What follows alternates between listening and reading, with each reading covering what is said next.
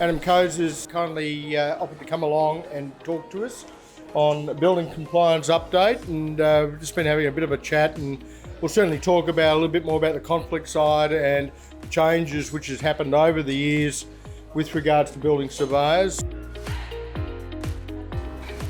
The industry has benefited from the private certification system since the early 90s, but it hasn't been perfect.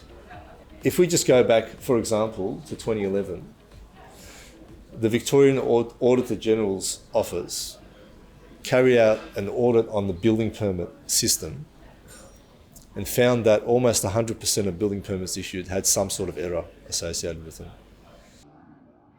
There's an expert panel that's chaired by the Commissioner for Better Regulation that's assessing Victoria's building system.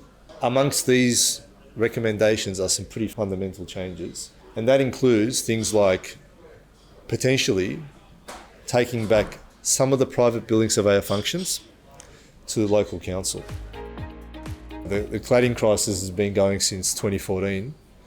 It's going to be around for years.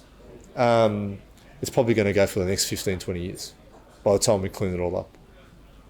If we're going to have private certification in Australia, and we're going to benefit from some of the advantages, like speed is the main one, then we need to protect the profession to make sure it's not corrupted and it doesn't somehow get to a point where it's so eroded that it just doesn't work and people have no confidence.